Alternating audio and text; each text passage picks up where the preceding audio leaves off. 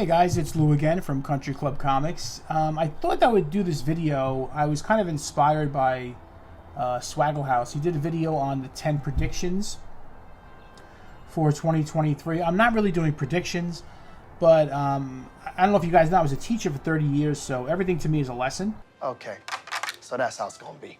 And I thought, what have we learned from 2022 that we can apply to 2023 in terms of comics, right?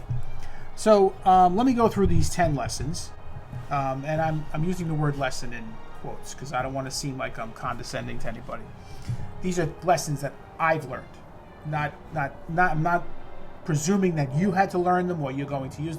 These are lessons that I learned. Maybe you agree with them, maybe you don't. Either way, it doesn't matter. So let me go through the lesson. Lesson number 1. Here's the thing.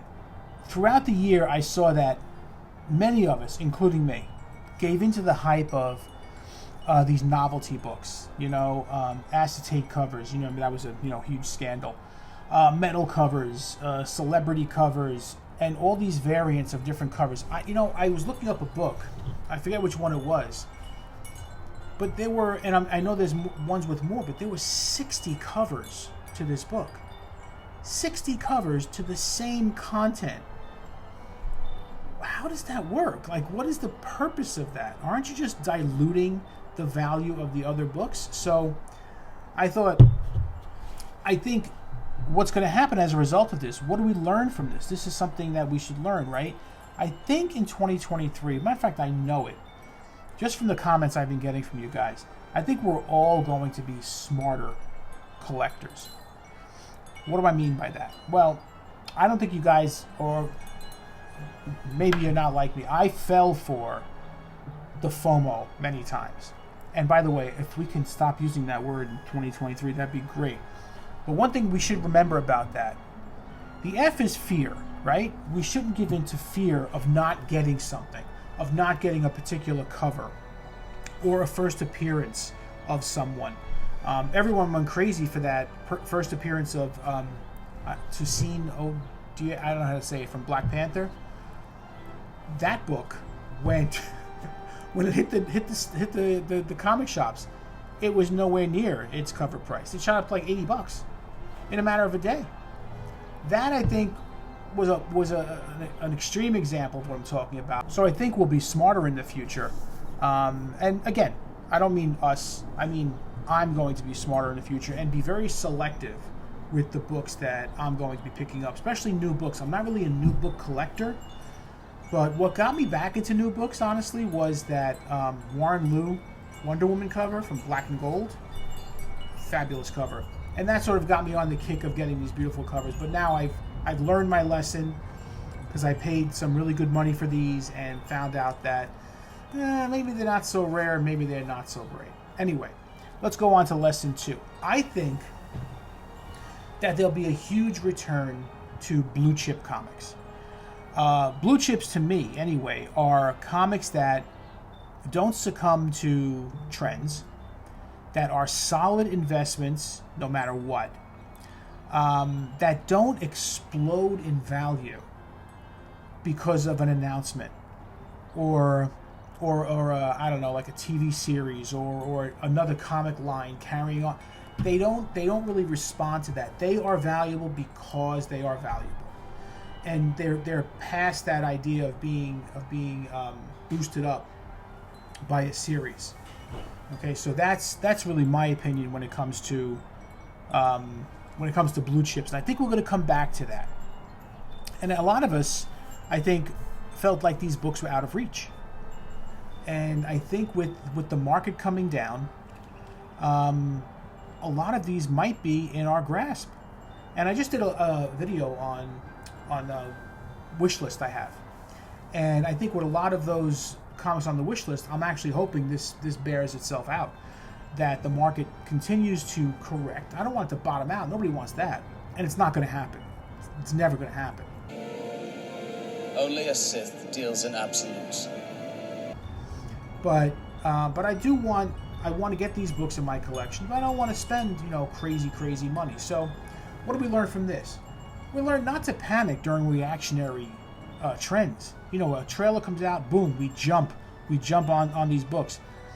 Why? They're just going to come down. You've seen it every time, no matter which announcement there was.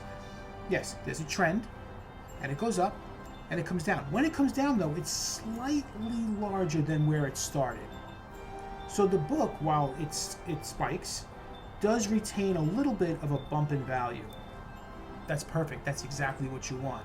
Don't buy the jump, right? I hope at least I've learned that. Okay, so let's go on to lesson 3. On that same note, we saw a year full of countless YouTube videos on speculation. Okay, every video hanging on every announcement about movies and TV that will catapult precious issues. Mephisto, come on. So what have we learned from that? I think we've learned, or at least I've learned, to conduct my own due diligence, do my own research, really look at trends and see exactly what's happening with that book, why it's happening, and be more predictive in the sense that, is it going to stay that way? Even if the movie or the show is a blockbuster, is it really enough to keep that rocket in space? I don't think so. So I hope that we've learned that, what goes up must come down. But again, that's good. Keeps the hobby moving, keeps the hobby growing. Lesson 4. This is a good one. We've slowly seen the seller's market in this hobby turn to a buyer's market. Knowing this, we're not going to be so quick to deal without looking for the best deal there is. Let me tell you something. If you were willing to pay cash, I might be able to drop that down to say $7.16 each. No. Yes, sir. You do that. Well, yes, sir. And that'd be lovely. They told me to come see you. All right, and I hope that sellers don't use their books as wall decoration anymore. When they have the shows and they put their walls up and there are these beautiful books up there with crazy prices. I hope now they're actually going to be realistic and want to move those books and not just wallpaper their booth with books that are unattainable unless you pay crazy over FMV price. That's nuts. Hopefully they come down, and I think it'll be a better hobby for it. You'll get books moving in the community. There'll be more talk. There'll be more conversation, and more money will change hands. More values will go up, or at least they will stabilize and become more solid values. So hopefully, we learn that we can make great deals this year. This is a buyer's market, and I believe this entire year will be a buyer's market. So we got to jump on that. Lesson 5. This one, I think I'm going to get a lot of people that disagree with me. So we had a lot of promises in the MCU, the DCU, call it what you will, TV shows of characters that were coming. And, they didn't really materialize. The only one we saw was, Submariner. And he really didn't make a splash. See what I did there? And then also there was Ironheart. And I think those two characters went to the wayside because their books plummeted. Okay? I have a couple of Submariner ones. It's not worth that much anymore. Iron Man and Submariner, not worth that much. But think of these other characters that were promised. Mephisto, Fantastic Four, Doctor Doom, Blade, Silver Surfer, Galactus. All of these were, they might make an appearance here, might make an appearance here. And because of that hype, the prices went crazy. So here's the deal. If we get those characters this year, or at least the hint of those characters this year, don't fall victim to the spike. Because, truth be told, the value of those books already has their popularity factored in for the most part. So to go after that, it's kind of like, buying Apple at its high. You don't buy Apple at its high, you buy it at its low. You don't buy it at its high because all the good news about Apple has been factored into that price. So there's really very little room to grow. And I think that's the same issue with these characters. Even Doctor Doom. How many Doctor Doom books have gone up crazy in value? FF5 is nuts. He hasn't made an appearance yet. Do you really think it's going to keep going higher than it is? Again, maybe a bump, but then there's going to be a correction. That's just what I think. Lesson 6. This is a touchy one. Might upset some people. Influencers. I think with the advent of Whatnot, and Whatnot's been around a while. Full disclosure, I do sell on Whatnot. We saw like this influx of people who jumped on the bandwagon from their YouTube channels and became the voice for many as to which comics held potential value. And many people followed their advice. And look, I'm not here to vilify anyone. As far as I can tell, most of those sellers really do enjoy comics, and that's great. But what have we learned from this year? Trust yourself. Yes. Use the force, Luke. Let go, Luke. The force is strong in this way. Luke, trust me.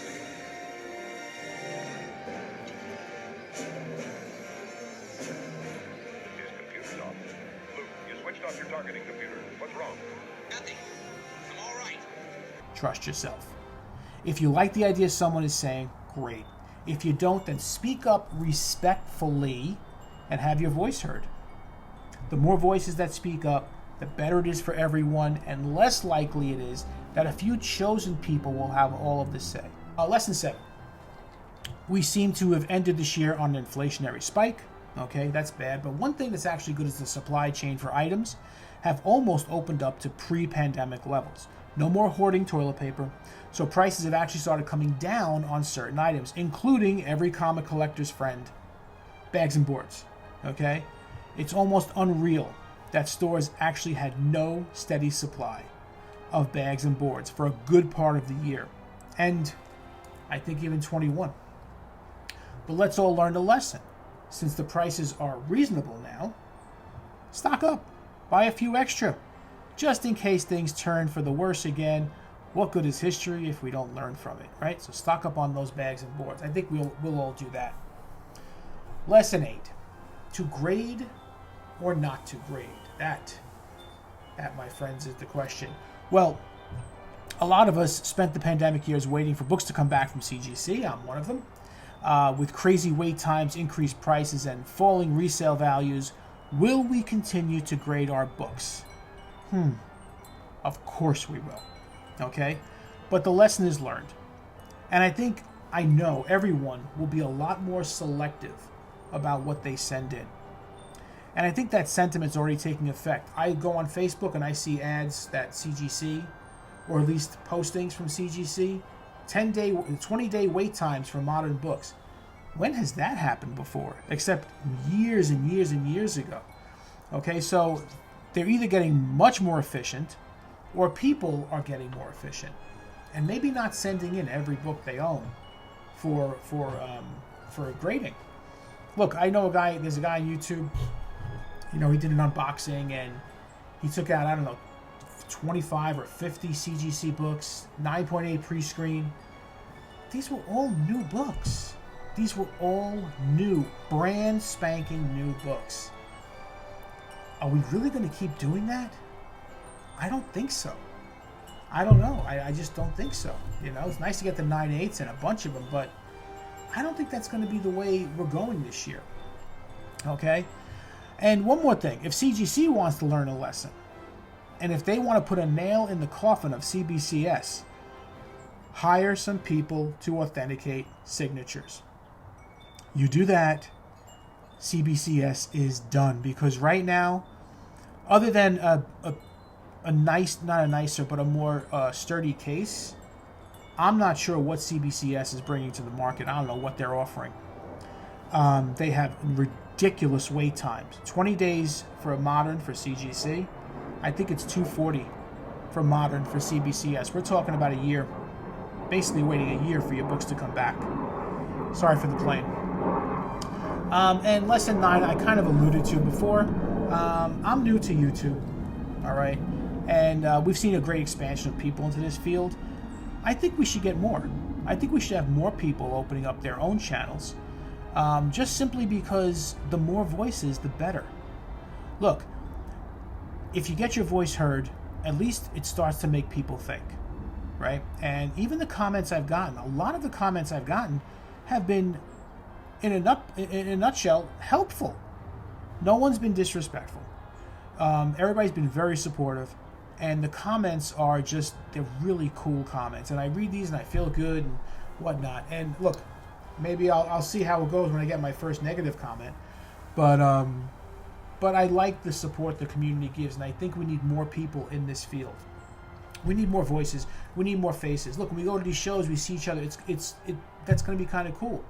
So, look, if I could do it, you could do it. It's not that difficult. All right? What's the lesson again? Just like before, make your voice heard. And finally, lesson 10. This hobby this year had a lot of ups and downs. We know that, right? We spent a lot of money. I know I did. Sometimes regretting it. I know I did. And a lot of bad feelings were shared by people. But this is a good thing. When all these issues are brought to light and really ironed out, it paves the way for greatness as we move forward. I really believe that this is such a strong hobby. And think about how long this hobby's been around. I mean, I'm not talking about, people putting comics in bags and putting them in boxes. And reading comics is the hobby. And then the collecting was sort of a branch of that. And it's just evolved into something that's amazing. So we have a wonderful foundation here. And I think we have a lot to look forward to.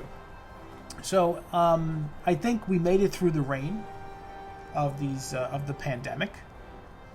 And I believe we're moving on to better things. I think we're going to see more shows, for sure. And going back to CGC, I think we're going to see them at more shows, too. I think they want to get more books in, which is going to make it very convenient for us when we do decide what we want to send in for grading. I think it's going to be a great year, guys. That's what I think. With all these lessons that presented these opportunities for us, I think we'll be able to use these and really, really push this hobby forward. Or at least make it as strong as it could possibly be. Listen, I hope you enjoyed this. I hope you stuck around. It's a very long video. And I hope you had a great New Year's Eve. This is New Year's Day right now, so Happy New Year to everybody. And I hope that your whole year is healthy and fruitful and blessed, honestly. Live long and prosper. Thank you, Spock. You said it perfectly. Until next time, everyone, this is Lou saying ciao.